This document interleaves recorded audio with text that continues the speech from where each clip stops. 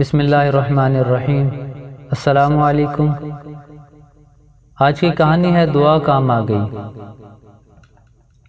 ایک کسان جس کا نام احمد تھا، اس کے 3 بیٹے تھے اور سب خوشی سے رہتے تھے، مگر احمد کو ایک بات کی فکر رہتی تھی کہ اس کے تینوں بیٹے بہت سست اور کاہل تھے۔ احمد انہیں جو کام بھی سونپتا وہ اسے کرنے سے بھاگتے یا بہت دیر سے کرتے، اور اس طرح وقت بھی ضائع ہوتا ہے۔ وقت گزرنے پر تینوں بڑے ہوتے گئے اور مزید کام چور بھی۔ پھر بہت سوچنے کے بعد احمد کو ایک ترکیب سوجھی۔ اس نے اپنے تینوں کام چور بیٹوں کو بلایا اور ان سے کہا کہ پیارے بچوں، ہماری زمین کے نیچے سونا چھپا ہے، جس کو پا کر ہم مزید امیر ہو جائیں گے اور خوشحالی سے رہیں گے، لیکن یہ سونا میں اکیلا تلاش نہیں کر سکتا،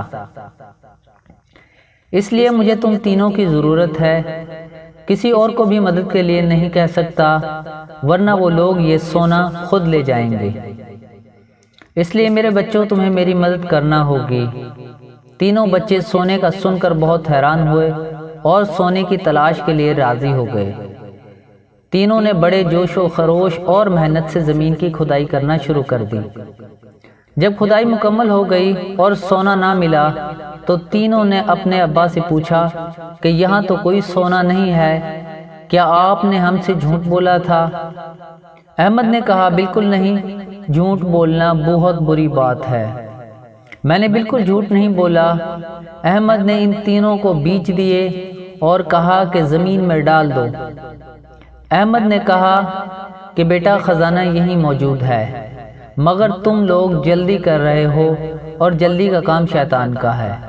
اب تم لوگ وضو کرو اور دعا کرو کہ تمہیں خزانہ مل جائے اور ہمارے علاقے میں خوب بارش ہو۔ تینوں نے ایسا ہی کیا اور ان کی دعا بھی قبول ہوئی اور خوب بارش ہوئی، اور کچھ ہی دن میں زمین سے پودے اگنا شروع ہو گئے۔ پھر کسان نے اپنے بیٹوں سے کہا کہ دیکھو، یہ ہے وہ خزانہ جس کا میں نے تم لوگوں سے کہا تھا۔ جب کوئی شخص محنت کرتا ہے تو اسے اس کا پھل ضرور ملتا ہے۔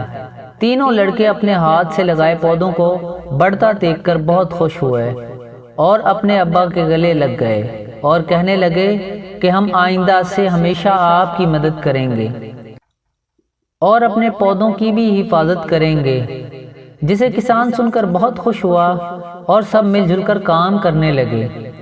پیارے بچوں، اس کہانی سے ہمیں سبق ملتا ہے کہ ہمیں ایک دوسرے کا خیال رکھنا چاہیے اور کام میں دوسروں کی مدد بھی کرنی چاہیے۔